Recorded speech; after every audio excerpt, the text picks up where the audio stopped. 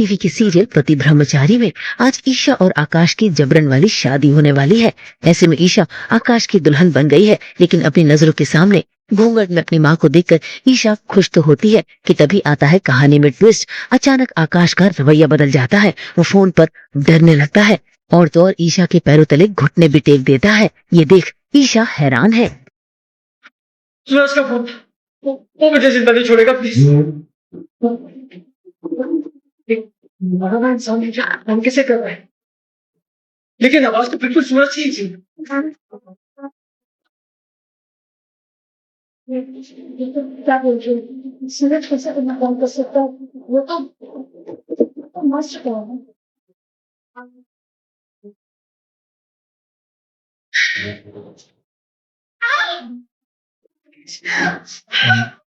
Surprise जान।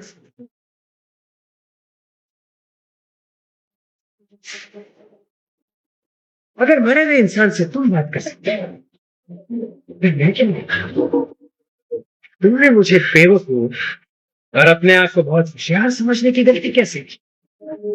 असल में आकाश को पता चल गया है कि सूरज जिंदा है। ऐसे में उसे ये भी पता है कि ईशा ने जो हार पहना है उसमें कैमरा लगा हुआ है और सूरज आकाश के हर कदम पर नजर रखे हुए है। ऐसे में देखिए कैसे आकाश उस कैमरे को न सिर्फ बाहर निकालता है बल्कि तोड़ भी देता है और फिर देता है ईशा को सजा। मुझे धोखा देनी चली थी, इसकी सजा तो मिलेगी। मार दो इसकी माँ को। ऐसा मत करो प्लीज, तुम जो कहोगे मैं करूंगी। मेरी माँ को छोड़ दो प्लीज, तुम्हें शादी करनी है, मैं शादी करने के लिए तैयार हूँ। प्लीज मेरी माँ को छोड़ दो प्लीज। और मैं तुम्हारी एक नहीं सुनूंगा। प्लीज ऐसा मत करो प्लीज। ये तो तुम्हें तब सोचना चाहिए था ना, जब तुम सूरज के साथ हाथ मिला के मेरे खिलाफ जाने वाली थी। सूरज की पूरी फैमिली मिलके प्लानिंग की थी कि कुछ भी करके ईशा जी शादी के लिए हाँ बोलिए। आकाश जब शादी करने जाएगा कावेरी जी आएंगी, कावेरी के सामने सारा सच। एक बार कावेरी जी मतलब कि सूरज के हवाले आ जाएंगी तो कोई डर ही नहीं है कि कावेरी की जान को खतरा है। फिर जो भी है आकाश की बैंड बजाई जा सकती है, काइंड ऑफ थिंग। इससे पहले कि आकाश का शागिर्द ईशा की माँ पर वार करता, सूरज ने आकर ब्रेक लगा दिया उन गुंडों को मारकर और तो और ईशा को आदेश भी दे दिया अपनी माँ से मिलने के लिए। ऐसे में ईशा खुश हो गई सूरज को देखकर। इतना ही नहीं, वो तो आकाश का हाथ छुड़ाकर पहुंच गई अपनी माँ के पास।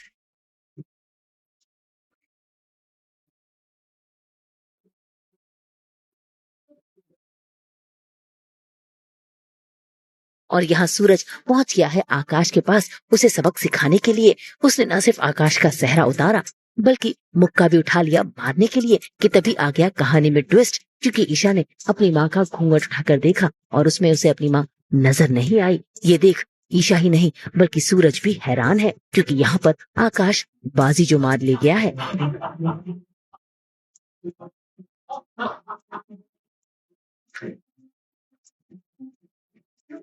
कलेक्टर आइए सूरज सिंह, किसने बना दिया तुम्हें आईएएस? इतना बेवकूफ समझते हैं क्या मुझे?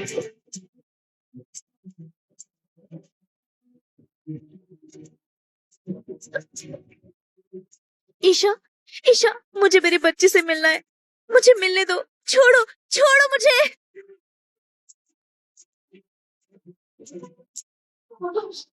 मेरी माँ कहाँ छुपा के रखा है तुमने उन्हें? ईशा, अब चुपचाप मुझसे शादी कर लो वरना तुम्हारी माँ खत्म।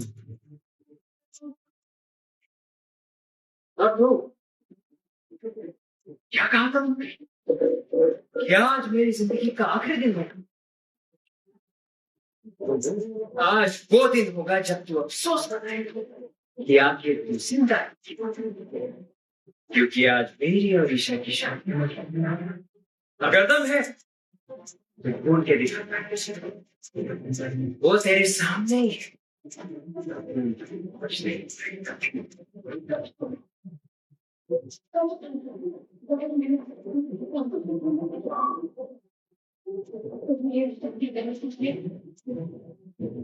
भाई आकाश की बातें सुनकर ईशा डर गई और आकाश से शादी करने के लिए राजी भी हो गई। इतना ही नहीं, उसने तो सूरज के आगे हाथ भी जोड़ दिए। सूरज ने भी ईशा से माफी मांगी कि वो ईशा की मदद नहीं कर पा रहा, लेकिन अब वो भी मजबूर है क्योंकि ईशा की माँ को बचाना जो है।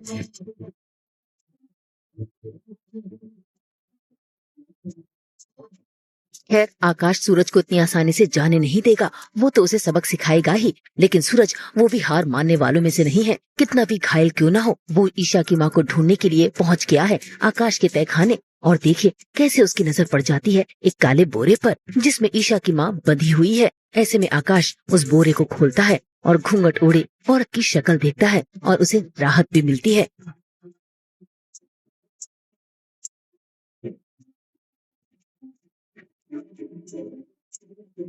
इतना ही नहीं, वो तो आरव और बंटी दोनों को इशारों में ही बताता है कि उनकी तलाश पूरी हो गई है। लेकिन तभी वहाँ आ जाते हैं आकाश के गुंडे जो सूरज को यहाँ से जाने नहीं देना चाहते। ऐसे में बंटी और आरव दोनों मिलकर फेंकते हैं उन गुंडों पर जाल और देखिए कैसे बांधकर उनको सिखाते हैं अच्छा खासा सबक। सूरज और आरव ने उन गुंडों को संभाल लिया और सूरज वहाँ से निकल भी चुका है। और यहाँ आरव अपनी माँ को पाकर बेहद खुश है। देखना होगा क्या सही समय पर जाकर सूरज शादी पर ब्रेक लगा पाएगा। मुंबई से